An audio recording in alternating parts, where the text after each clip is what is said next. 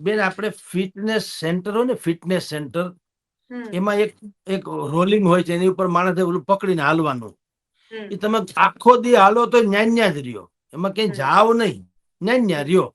ઘાંચીનો બળદ આખો દી ફરે તો ઘંટીની ફરતે રે ન્યા. ઈ ક્યાંય પાછો જુનાગઢ થી જાફરાબાદ પૂગી જાય એવું ન હોય, ન્યા ફર્યા કરે. કોંગ્રેસમાં કાંઈ થવાનું નથી. કોંગ્રેસે નક્કી કરી લીધું કે અમારે કોઈ પણ ભોગે ડાયનોસોરની જેમ ખતમ થઈ જવું છે.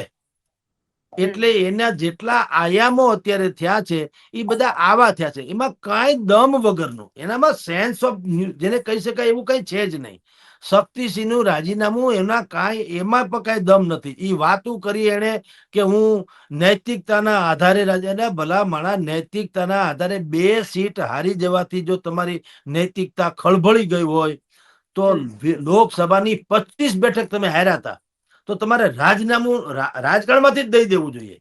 નૈતિકતાની વાત આવે તો એવું કાંઈ છે નહીં. આ બધાને દેખાડવાના જુદા ને ચાવવાના જુદા છે. કોંગ્રેસને જેટલું દોવાય એટલું દોઈ લીધી હવે પોતપોતાના રાજકારણના સેટ કરવા માટે થઈને આ બળતું ઘર કૃષ્ણાર્પણ કરીને માણા વયા જાય છે. શક્તિસિંહે રાજીનામું આપ્યું, શું કામ આપ્યું ખબર બેન? એ ભલે ગમે એ નૈતિકતાની વાતો કરે, હકીકતે અંદરૂની માણસો જે કે છે વાત હકીકતે છે. ગુજરાત પ્રદેશનું સંગઠનની જે હમણાં રચના થઈ, જિલ્લા પ્રમુખો અને શહેર પ્રમુખો, એમાં શક્તિસિંહનું કઈ ઉબજ્યું નહીં. લ્યો હવે આ પ્રદેશ પ્રમુખ બોલો. હું મારા છાપામાં હું ધારું એમ મેટર ન આવે તો શેનો પ્રમુખ ને શેનો ગ્રુપ એડિટર બનતો ઈ થાય એવું છે. માલિક કે એવું ન આવે એવું સાંભળ્યું ક્યાંય? હવે આ ભાઈ શક્તિસિંહ બાપુએ ભાવનગરમાં જે શહેર પ્રમુખ તરીકે ગોહિલભાઈ જેની નિમણૂક થઈ છે એને શક્તિસિંહને ઉભે બનતું નહોતું.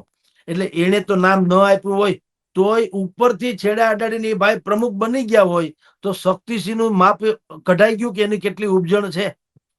એટલે એને રાજીનામું આપી દીધું કે ભાઈ જાન છૂટે, આમાંથી ભલું થયું ને ભાંગી જંજાળ. એમાં નૈતિકતા બૈતિકતા કાંઈ છે નહીં. એટલે કોંગ્રેસની તો તમે ભૂલી જાઓ. જ્યાં સુધી કોંગ્રેસ ટેલેન્ટેડમાં ટેલેન્ટેડ જેટલી વ્યક્તિઓ છે, કાર્યકરો છે, જેટલા એની કદર કરવાનું નહીં સમજે ત્યાં સુધી કોંગ્રેસનો જીર્ણોદ્ધાર ક્યારેય શક્ય નથી. એટલે તો આ આમ આદમી નામની કુપળ ફૂટી અને એટલે તો કોળાણી લીલી નાઘેર જેવી બનતી જાય છે. એક ગોપાલ ઇટાલિયા હું જીતી ગયો, આખા ગુજરાતમાં જાણે નવ ચેતના પ્રગટી ગયો એવી વાત નથી થતી. એ શું કામ? લોકોને કેટલા વર્ષોની ઝંખના હતી કે ભાઈ અમારે આ ડાળ જે છે ભારતીય જનતા પાર્ટીની ડાળમાંથી બીજી ડાળે બેહવું, પણ ડાળ બેહવા જેવી તો હોય ને, બટકણી હોય, હરેગવાની ડાળ હોય ને, સરગવો આવે ને જમવામાં આપણે ખાઈએ ને સિંગ, એ હરેગવાની ડાળ બટકણી હોય, એમાં વજન ન હોય, એ દેખાય તમને અડા બીડ, તમને એમ લાગે ઓહો આનું તો આડહર બનાવવું જોઈએ, ઘરનું આડહર. અને આડહરની લાકડી ન બને, બટકણી હોય હરેગવાની ડાળ. ઈ હિહમની જુદી વાત છે. એટલે બીજી એવી ડાળ જે આ કોંગ્રેસ હતી હરગવાની ડાળ જેવી હતી. એટલે કોઈને બે હતું નહીં. ભારેખમ નેતાઓ એમ કે ભાઈ આ તો ઉલમાંથી ચૂલમાં પડવા જેવું થાય, આમાં તો બટકની ડાળ છે, બેસું તો ખાબકશું, આપણું જે છે એ વયું જાય. એટલે કોઈ જાતા નહીં. અને જે કેટલાક ધુરંધરો હતા જેને ખબર પડી કે આ ડાળ હરગવાની છે, એ બુદ્ધિપૂર્વક હરકીને પાછા મજબૂત ડાળ હતી ભાજપમાં વયા ગયા. અર્જુન મોઢવાડિયાથી માંડી સીજે ચાવડા સુધીના. એટલે ખબર છે કે આ બટકણી છે, આમાં કઈ છે નહીં. તો રાહુલ ગાંધીનું પોતાનું ઉપજતું નથી, શક્તિસિંહનું પોતાનું ઉપજતું નથી, તો એ પક્ષ કેવો હોય છે? રાહુલ ગાંધીએ શું કીધેલું અહીંયા સાબરમતીના કિનારે? એને એમ કીધું કે રેસના ઘોડા છે એ લગ્નની બગીમાં છે, લગ્નની બગીમાં શોભે એ રેસના ઘોડા છે, મારે 5-50 ને કાઢવા હોય તો કાઢી મૂકશું, બાકી હવે કોંગ્રેસનો જીર્ણોદ્ધાર કરવું અને 2027માં પડકાર ભાજપને આપવો છે. કાંઈ થયું? એ આટલું અહીં બોલીને ગયા, ત્યાંથી લિસ્ટ આવ્યું પાછી ઈ નો ઈ બોલો. એમાં કાંઈ ચૂનો ચોપડો એટલે કઈ કોલસો ધોળો ન થઈ જાય. કોલસો તો કાળો ને કાળો છે. તમે કાગડાને પીછા ખોઈ ટવકા કરવા માંડે, એ તો હોય એ હોય, બોલે તો ખબર પડે. કોયલડીને કાગ એનો વાને વર્તારો નહીં, એ તો જીભલડીએ જવાબ હાચું હોરઠિયો બોલે. તમે બોલે તો પકડાય જાય કાગડો છે કોયલ છે.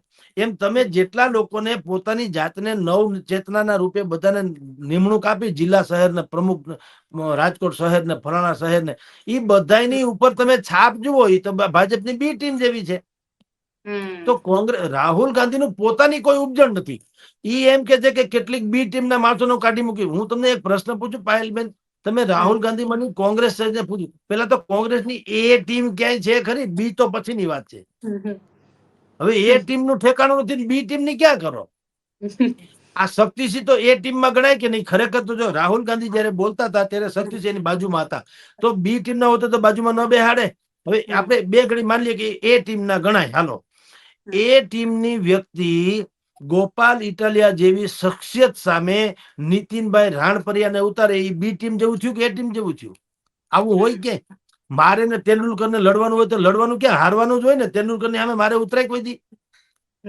ખબર જ છે કે જગદીશભાઈ ઉતારો તેંડુલકર ને, એટલે મરી જવું હાથે કરીને. તો ઈ ગોપાલ ઇટાલિયા જેવો સક્ષમ માણસ છે, તમને ખબર છે ભારતીય જનતા પાર્ટીને ફીણ આવી ગયા હોય, ક્યારે આવી ગયા હોય? તો તમે નીતિનભાઈ ને ઉતારો. તમારી પાસે પાલ આંબલિયા નથી, તમારી પાસે લાલજીભાઈ દેસાઈ નથી, તમારી પાસે બીજા કોઈ માણસ. એવડું 6.5 કરોડ ની જનતા, તમને કોઈ હારા માણા નથી મળતા. હું વાત કરો, આ વાંજણી છે ધરતી. આ તો બહુ રત્ના વસુંધરા.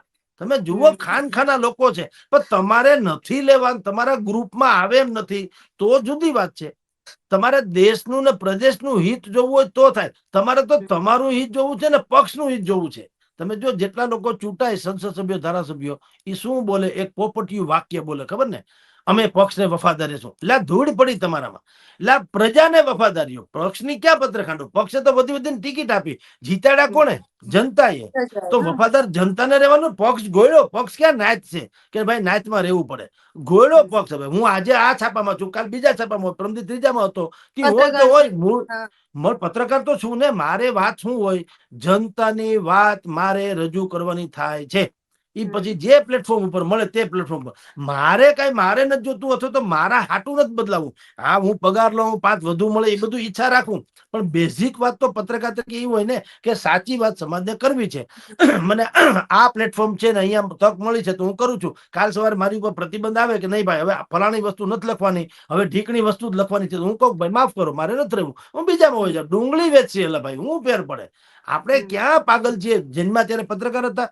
એમાં આ કોંગ્રેસ વાળા જે છે, ઈ ભાઈ પોતાના પક્ષની જ હિત જુએ છે, એટલે એનો બેડા ગર્ક થઈ ગયો. એનો મેળ પડે એમ નથી. અત્યારે પણ જેટલી સંગઠનની રચના કરી, કોઈમાં અમુક વાત કરીએ, 2-5 હું ઓળખું છું, જેટલા લોકોને જાણું છું, એમાં 2-5 જગ્યાએ, જેમ કે કચ્છમાં હુંબલ સાહેબ, એ બધા ઠીક છે, એમાં કોઈ શંકા નથી. એ લોકોને આવડત છે, એ પ્રમાણે લોકોની. બાકી બધા જે છે, જેને ભારતીય જનતા પાર્ટીની બી ટીમ કહેવાય, એવા લોકો છે જેના હિત ભારતીય જનતા પાર્ટીના નેતા સાથે સંકળાયેલા છે સીધી રીતે. હવે ઈ હું તળું વિરોધ કરે? તમે વિચાર કરો. એટલે આમ કોંગ્રેસે તો નક્કી કરી લીધું કે ડાયનોસોર પછી અગર કોઈ ખતમ થઈ ગયેલી પ્રજાતિમાં કોઈનું નામ આવે ઇતિહાસમાં, તો અમારું આવવું જોઈએ, બીજા કોઈનું નહીં. એટલે ઈ તો ખતમ થઈ જવાની વાત છે.